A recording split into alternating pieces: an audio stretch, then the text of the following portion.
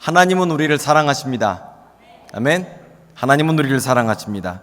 하나님께서 우리를 사랑하사 독생자 예수 그리스도를 이 땅 가운데 보내셨습니다. 그리고 예수님을 통해서 우리의 죄를 담당해 주셨습니다. 예수께서 십자가에서 죽으신 것은 우리의 죄를 위해서 죽으신 것입니다. 우리의 죄악된 몸은 십자가에서 이미 죽었습니다. 그리고 예수께서 부활하신 것, 그것은 나와 함께 부활하신 것입니다. 그래서 예수 그리스도의 죄의 죽음은 나의 죽음이며 예수 그리스도의 부활은 나의 생명을 의미합니다. 우리는 예수 부활의 사람들입니다. 아멘. 자, 우리가 예수님을 받아들이고 예수님 사건을 나의 사건으로 인정하게 되면 우리는 하나님의 자녀가 됩니다. 성령께서 우리 안에 거하시게 되고 우리는 하나님의 자녀가 됩니다. 그리고 우리는 영원한 소망 가운데 살게 되며 예수께서 죽음조차도 승리하셨기 때문에 우리 삶 가운데에서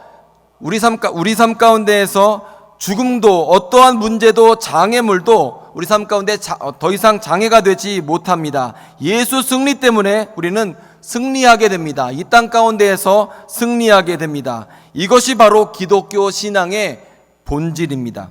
이것이 성경의 중심 이야기입니다. 그래서 우리가 아무리 힘들든지 아니면 사망의 음침한 골짜기를 다닐 때든지 아무리 절망스러운 상황 가운데 있든지 우리는 예수님의 십자가 승리를 생각해 보면, 부활의 승리를 생각하면 절망할 수가 없습니다. 성령께서 우리와 동행하시면 우리는 절망할 겨를이 없습니다. 우리 삶 가운데 있는 부정적인 생각이나 원망이나 불평의 언어가 성령께서 우리 안에 계시면 다 사라지게 되어 있습니다. 눈앞에 있는 염려와 걱정들, 두렵고 떨리는 이 모든 것들 다, 파멸과 저주, 이 모든 것들은 다 하나님의 뜻이 아닙니다. 우리가 예수님을 따라 살고 성령을 쫓아 살게 되면 성령의 열매가 우리 안에 열리게 되며 날마다 기도하고 간구할 때 하나님께서 응답하시기 때문에 우리의 삶 가운데는 기적이 펼쳐지게 됩니다. 성령님이 주시는 생각과 하나님의 말씀을 쫓아 살면 우리 마음 가운데 기쁨이 넘치게 되고 찬양이 넘쳐나게 됩니다. 그래서 성령께서 우리 가운데 계시면 동일한 상황 가운데에서 어떤 사람은 절망하기도 하지만 어떤 사람은 그 가운데에서 예수님 붙잡고 성령 붙잡고 다시 일어설 수 있는 것입니다. 그래서 예수님을 믿는 사람은 가난한 사람이건 못 배운 사람이건 건강하지 못한 사람이든 누구든 상관없이 조건에 따라 행복하거나 만족하는 삶이 아니라 성령님에 따라 만족하는 삶을 살게 되어 있습니다. 아멘. 그리고 이렇게 성령님을 따라 살면서 하는 것이 기도고 성령님을 따라서 하는 것이 찬양입니다. 찬양은 내 안에 예수님이 계실 때만 할 수 있는 것이 찬양입니다. 예수님이 안 계시면 우리는 찬양할 수 없습니다. 예수께서 주인 되시지 못하면 우리는 찬양할 수 없습니다. 예수께서 주인 되시지 못하면 우리는 기도할 수 없습니다. 기도와 찬양이 모든 것들은 다 예수께서 주인 되실 때만 할 수 있는 겁니다. 그리고 성령이 우리 안에 계시기 때문에 우리가 기도하면 하나님께서 응답하시죠. 그리고 우리가 찬양을 할 때 어떻게 찬양을 하죠? 조용하게 고요하게 나만 알아듣게 찬양을 합니까? 아닙니다. 성경을 보게 되면 큰 소리로 찬양하라 이렇게 말을 하고 큰 소리로 부르짖으면서 기도하는 장면이 많이 나옵니다. 그리고 찬양할 때 기적이 나타나죠. 예를 들어서 찬양할 때 여리고 성벽이 무너졌습니다. 외칠 때 여리고 성이 무너졌습니다. 그리고 찬양할 때 소리를 높였을 때 감옥문이 열렸습니다. 주님께 영광을 돌릴 때 기적이 나타나는 것입니다. 예수님은 예루살렘 성에 입성하실 때 사람들이 막 찬양을 했어요. 호산나 다윗의 이름으로 오시는 이여 그러면서 찬양을 했습니다. 그런데 그 찬양을 기쁘게 받으셨습니다. 바리새인들과 서기관들이 예수님에 대해서 이거 잘못된 것이다 라고 얘기했을 때 이 사람들이 조용히 하면 돌들이 소리 지를 것이다 라고 말씀하셨습니다. 예수님은 우리의 찬양을 기뻐하십니다. 우리가 소리질러 기도하고 찬양하고 표현해야 합니다. 믿음으로 외쳐야 합니다. 그리고 이렇게 외칠 때 하나님의 능력이 우리 안에서 자유롭게 되고 성령의 능력이 우리 가운데 흐르게 됩니다. 물론 우리가 조용히 기도할 때가 있죠. 침묵으로 기도하는 것이 필요할 때가 있습니다. 그런데 어떨 때에는 침묵으로 기도하는 것이 부족합니다. 침묵으로 충분하지 않습니다. 묵상이 충분하지 않습니다. 외치는 것이 필요하고 소리질러 찬양하는 것이 필요할 때가 있다는 거죠. 예전에 2002년 월드컵 때 차범근 당시에 이제 해설위원이죠. 그분이 해설하는 것을 들어본 적이 있습니다. 우리 측 선수가 코너에서 코너킥을 차게 됐습니다. 그러자 차범근 선수가 막 차범근 해설위원이 얘기를 해요. 이때는 더 소리를 질러야 됩니다. 더 외쳐야 됩니다. 이렇게 얘기를 해요. 선수들이 아무 소리도 들리지 않게 해야 합니다. 이렇게 얘기를 합니다. 왜 그렇죠? 그렇게 소리를 지르면 선수들이 더 잘하기 때문에 그래요. 그래서 홈 경기가 쉬운 겁니다. 우리나라에서 한일전을 하면 훨씬 더 쉬운 거예요. 왜냐하면 소리 지르는 함성, 응원하는 사람이 있기 때문에 그렇죠. 반대로 어웨이 경기가 어려운 거죠. 왜냐하면 야유를 퍼붓고 일하기 힘들게 만들기 때문에 그렇습니다. 자, 하나님께서 우리의 삶 가운데 일하고 계십니다. 우리는 어떻게 해야 할까요? 하나님께서 우리의 삶 가운데에 승리를 주고 계십니다. 나 대신에 골을 넣고 계십니다. 그러면 우리는 어떻게 해야 하겠습니까? 큰 소리로 외쳐야죠. 가만히 있을 수가 없다는 겁니다. 시편 47편 1절 2절 말씀 함께 봉독하도록 하겠습니다. 시작. 너희 만민들아 손바닥을 치고 즐거운 소리로 하나님께 외칠지어다. 지존하신 여호와는 두려우시고 온 땅의 큰 왕이 되심이로다. 아멘. 침묵 기도 참 좋습니다. 조용히 하는 기도 참 좋습니다. 하나님은 들으십니다. 내가 조용히 얘기해도 하나님은 은밀한 가운데 내가 세미하게 외쳐도 주님은 들으십니다. 하지만 내가 소리내서 외치면 하나님만 들으시는 게 아니라 마귀도 듣습니다. 내가 외치면 여러분 한번 외쳐서 기도해 보세요. 그러면 슬펐던 마음이 사라지죠. 괴로웠던 마음이 사라지게 되죠. 없었던 희망과 소망이 생기게 되죠.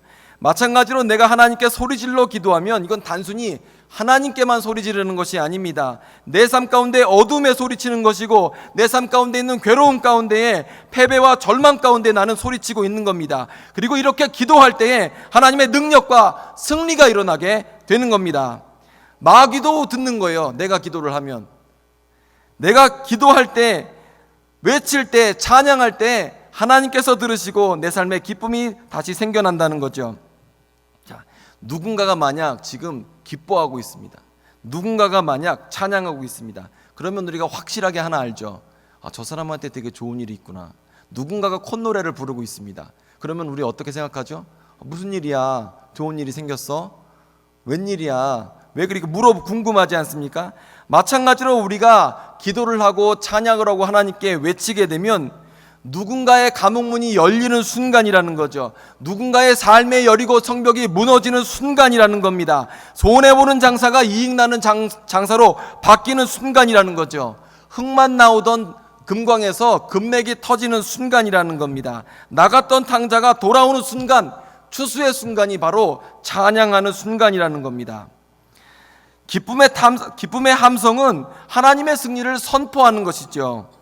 불가능하다고 말하는 모든 내 삶의 그 부정적인 것들에 대해서, 패배에 대해서, 절망에 대해서, 장애물에 대해서 하나님의 승리를 선포하는 것, 그것이 바로 찬양입니다. 하나님의 구원과 승리를 선포하는 것이 바로 찬양입니다.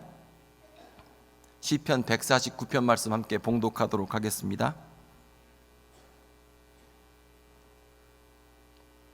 자, 함께 봉독하겠습니다. 시작. 할렐루야. 새 노래로 여호와께 노래하며 성도의 모임 가운데에서 찬양할지어다. 이스라엘은 자기를 지으신 이로 말미암아 즐거워하며 시온의 주민은 그들의 왕으로 말미암아 즐거워할지어다. 춤추며 그의 이름을 찬양하며 소고와 수금으로 그를 찬양할지어다. 여호와께서 자기 백성을 기뻐하시며 겸손한 자를 구원으로 아름답게 하심이로다. 성도들은 영광 중에 즐거워하며 그들의 침상에서 기쁨으로 노래할지어다. 그들의 입에는 하나님에 대한 찬양이 있고 그들의 손에는 두 날 가진 칼이 있도다. 이것으로 문나라에 보수하며 민족들을 벌하며 그들의 왕들은 사슬로 그들의 귀인은 쇠고랑으로 결박하고 기록한 판결대로 그들에게 시행할지로다. 이런 영광은 모든 성도에게 있도다. 할렐루야. 아멘. 자, 이 찬양을 시편 149편을 한마디로 요약하면 무슨 얘기냐 하면 찬양하는 사람이 세상을 정복한다라는 뜻입니다. 찬양하는 사람이 승리한다. 기도하는 사람이 승리한다라는 것라고 한마디로 정리할 수 있습니다. 자, 여러분 삶 가운데에서 어려움이 있으십니까? 불평이 나오고 답답함이 있으십니까? 육신의 연약함이 있으십니까? 그러면 여러분 한번 외쳐보십시오. 내가 주님을 송축합니다. 주님을 찬양합니다. 영광받기에 합당하신 주님, 찬양을 받아 주시옵소서. 찬양을 해보십시오. 주님께서 지금 이 세상을 다스리고 계십니다. 주님께서 내 삶을 다스리고 계십니다. 나의 건강과 가정을 다스리고 계십니다. 이렇게 한번 찬양을 해보십시오. 시편 말씀은 뭐냐면 이렇게 기도하는 사람은 세상 가운데에서 이긴다, 승리한다 라고 지금 선포하고 있는 겁니다. 우리가 찬양할 때 어떻게 찬양하죠? 하나님은 좋으신 분입니다. 하나님의 자비는 큽니다. 은혜가 크십니다. 내 영혼에 평안을 주십니다. 이렇게 찬양을 하지 않습니까? 이렇게 주님 앞에 찬양하고 부르짖으면 하나님께서 우리의 삶 가운데 개입하시고 대신 싸우시고 이기게 하신다는 거죠. 우리가 하나님을 찬양하면 하나님께서 우리 삶 가운데 승리를 주시고, 그렇기 때문에 이렇게 찬양하는 것은 단순히 노래가 아니라 우리의 믿음의 싸움이라는 겁니다. 저는 솔직하게 그 찬양을 모르는 사람이었습니다. 조금 아까도 제가 찬양하는 거 보셨잖아요. 제가 그렇게 찬양을 잘하는 사람이 아닙니다. 골수 밀할 사람, 무슨 부정적인 의미죠. 뭐 찬양도 안 하고 통성기도도 안 하고 뭐 그냥 조용히 말씀만 탁 듣고 이제 집에 가는 사람, 그런 사람이었어요. 그리고 저도 옛날에 그랬어요. 왜 이렇게 시끄럽게 소리 지르고 왜 이렇게 시끄럽게 기도하고, 저만 기도하면 됐지 왜 이렇게 시끄럽게 하냐, 왜 이렇게 흔들고 난리법석을 치냐, 찬양은 왜 이렇게 길게 하냐, 소리는 왜 이렇게 크냐, 음악을 크게 틀잖아요 우리가. 왜 이렇게 크게 하냐.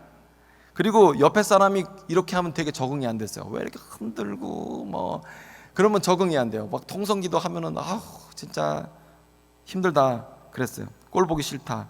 나도 안 하지만 옆에서 하는 건 불편하고 그랬었습니다.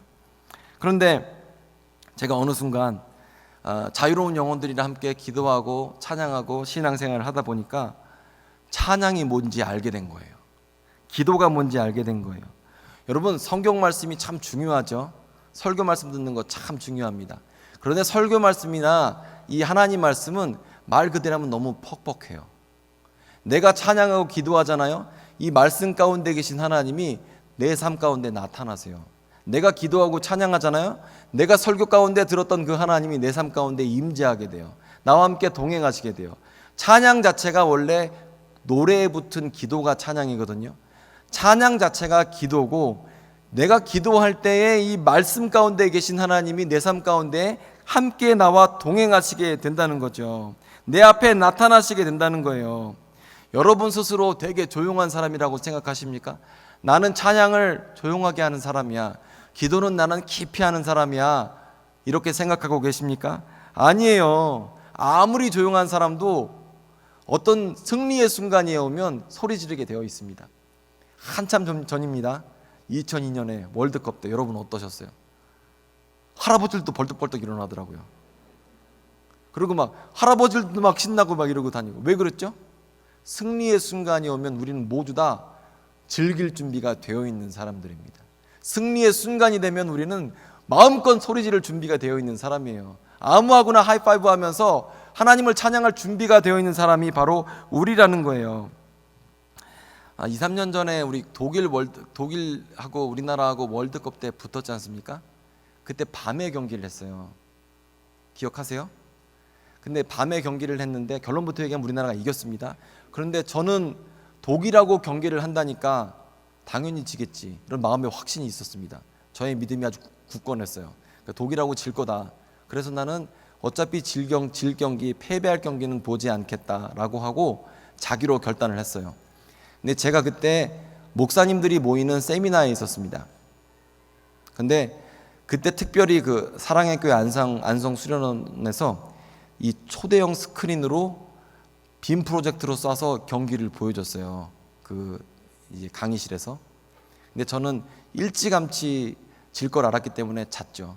근데 소리 지르는 소리를 좀 들은 것 같아요, 자면서. 그리고 아침에 딱 일어나서 하이라이트를 보는데 제가 얼마나 후회했는지 몰라요. 우리나라가 2골이나 넣었잖아요. 독일을 이겼어요. 그런데 평상시에 그렇게 근엄하시고 경건하시던 목사님, 저처럼 이렇게 경건하고 조용하고 이렇게 엄숙한 그런 목사님들이 독일하고 경기에서 손흥민이 한 골을 더 넣으니까 막 다 방방 뛰면서 소리 지르고 이렇게 환호성을 질렀다는 거예요. 우리는요, 태어날 때부터 찬양 못하는 사람, 소리 못 지르는 사람은 없다는 거예요. 내가 승리를 외치면, 찬양을 외치면 하나님께서 우리 삶 가운데 승리를 주십니다. 내가 외치고 기도하고 찬양하면 내 삶의 슬픔이 물러가게 되어 있습니다. 괴로움이 사라지게 되어 있습니다. 하나님의 평화가 임하게 되어 있습니다. 자, 이제 하나님 말씀을 보겠습니다. 오늘 성경 말씀을 보면 이스라엘 백성이, 유다라는 나라가 포위되어 있어요, 적들에게. 그리고 이스라엘 왕은 희망이 없는 겁니다. 그래서 12절을 보게 되면 여호사밧 왕이 하나님께 이렇게 기도를 합니다. 우리 하나님이여 그들을 징벌하지 아니하시나이까. 우리를 치러오는 이 큰 무리를 우리가 대적할 능력이 없대요. 어떻게 할 줄도 알지 못하옵고 오직 주만 바라봅니다. 여호사밧 왕이 지금 가진 게 아무것도 없어요. 적들은 강해요. 포위당했어요. 포위가 무서운 게 뭐냐면 먹을 것이 떨어진다는 거거든요. 갇혀 있다는 뜻이거든요. 그런데 이 포위된 상태에서 기도를 했더니 15절부터 보면 야하시엘이 하나님의 말씀을 듣고 이렇게 얘기를 합니다. 여호와께서 이같이 너희에게 말씀하시기를 너희는 이 큰 무리로 말미암아 두려워하거나 놀라지 말라. 이 전쟁은 너희에게 속한 것이 아니요 하나님께 속한 것이라. 아멘. 기도했더니 이 전쟁이 너희에게 속한 것이 아니라 하나님께 속한 것이다 라는 음성을 들었습니다. 그런데 그 이유가 더 중요합니다. 여전히 포위되어 있는 상태예요. 좋아진 거 하나도 없습니다. 나한테 식량이 늘어난 것도 아니고 포위망이 풀린 것도 아니고 강한 군사가 생긴 것도 아니었어요. 그런데 하나님께서 이 응답을 해주시자 이 19절 보면 그앗 자손과 고라 자손에게 속한 레위 사람들은 서서 심히 큰 소리로 이스라엘 하나님 여호와를 찬송하니라. 하나님의 음성을 듣고 바뀐 것이 아무것도 없는데 찬양을 시작했습니다. 20절 백성들이 아침에 일찍 일어나 서서 들로 나가서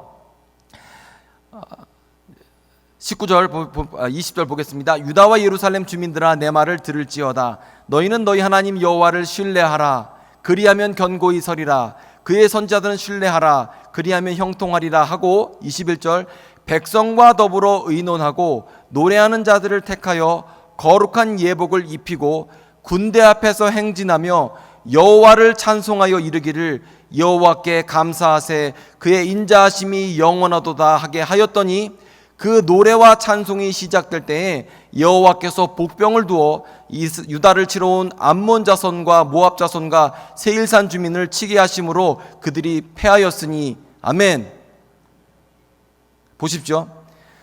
하나님 포위당한 상태에서 어렵고 힘든 상황 가운데에서 기도를 했습니다. 그러자 야하시엘 선지자를 통하여서 하나님께서 이 전쟁을 가져가시겠다. 이 전쟁은 더 이상 너희의 전쟁이 아니라 하나님의 전쟁이다 라는 음성을 들었습니다. 그리고 상황이 바뀐 것이 아무것도 없는데 찬양을 했어요. 그리고 나만 찬양할 것이 아니라 레위 자손을 찬양을 시켰고 온 백성이 찬양합니다. 거룩한 옷을 입고. 그랬더니 찬양과 동시에 하나님께서 개입하시고 역사해 주셔서 전쟁에 승리하게 되었다는 거예요. 여전히 포위된 상태였습니다. 그런데 이긴 것처럼 기뻐하고 이긴 것처럼 찬양했더니 하나님께서 그 전쟁의 주인이 되셨습니다. 아멘. 우리가 하나님 앞에 찬양하게 되면, 우리가 하나님 앞에 기도하게 되면 먼저 기뻐하게 되면 하나님께서 우리의 삶을 책임지시고 우리의 삶 가운데 승리와 능력을 더하신다는 겁니다. 믿음은 아직 보지 못하는 것을 보는 것을 말합니다. 우리는 보고 가는 사람이 아니라 믿음으로 가는 사람이죠. 내가 찬양을 하려면 상당한 믿음이 있어야 됩니다. 하나님에 대한 굉장한 신뢰가 있어야 됩니다. 적어도 내가 기도를 하려면 내가 삶에 있는 어려운 기도 제목보다 하나님이 더 크신 것을 인정할 수 있어야 기도할 수 있습니다. 내 삶에 불강력적인 여러 가지 문제들보다 하나님의 능력이 더 크신 분인 것을 인정할 수 있어야지만 기도할 수 있고 찬양할 수 있습니다. 그렇기 때문에 기도와 찬양의 문제는 믿음의 문제라는 거예요. 노래의 문제가 아니라는 겁니다. 승리하고 기뻐하면 지금 나에게 승리를 주실 하나님을 기뻐하게 되면 하나님께서 내 삶 가운데 승리를 주신다는 겁니다. 먼저 찬양하고 먼저 기도하고 먼저 기뻐하면, 먼저 소리 높여 하나님을 송축하면 하나님께서 내 인생의 전쟁에 참여하시고 내 삶의 문제를 하나님의 문제로 돌려주신다는 거예요. 자, 하나님께서 우리와 함께 하시면 우리를 대적할 사람이 세상에 어디 있겠습니까? 내가 하나님을 높여 주님을 선포하고 예수 그리스도의 이름을 찬양하고 목소리를 다해서 주님을 높이면 하나님께서 나를 도와주십니다. 나의 도움의 돌이 되어 주십니다. 자, 인생을 살다 보면 덫에 걸린 것과 같을 때가 있습니다. 이 덫이란 게 동물 잡을 때 쓰는 거잖아요. 탁 잡히면 어떻게 돼요? 빠져나오려고 애쓰면 애쓸수록 올가미가 발목이든 목이든 잡고 결국에 절단하게 되든지 아니면 생명을 잃게 만들잖아요. 삶의 여러 가지 문제 가운데에서 이렇게 인생의 덫에 걸리게 되면 그것이 물질의 문제든 건강의 문제든 관계의 문제든 덫에 걸리게 되면 빠져나오려고 하면 할수록 점점 더 어려워지는 게 인생의 문제겠죠. 대출 문제든지 경제적 문제든지 자녀 문제든지 건강의 문제든지, 혹시 여러분 삶 가운데에서 삶의 덫이 여러분을 조르고 있습니까? 그럴 때 여러분 이미 낙심하고 아이고 나 어떡하냐, 나 너무 답답하다, 나는 희망이 없다, 나는 학연도 지연도 혈연도 이 모양이다, 나는 항상 지기만 한다, 이렇게 생각하고 계십니까? 이럴 때 기도하고 이럴 때 찬양해야 합니다.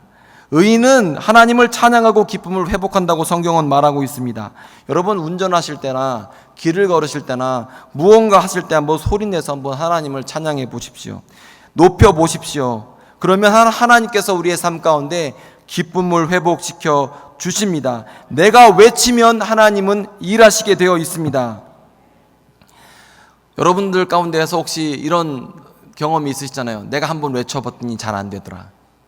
내가 한번 기도해봤더니 잘 안 되더라. 그래서 난 안 할랜다. 여러분, 기도는 행동이 아닙니다. 기도는 우리의 믿음의 문제라는 거죠. 이 영적 원리를 깨달아야 합니다. 내가 외칠 때에 나는 전인격적으로 하나님의 능력이 내 삶의 문제보다 더 크다고 고백하고 있는 것입니다. 인정하고 있는 것입니다.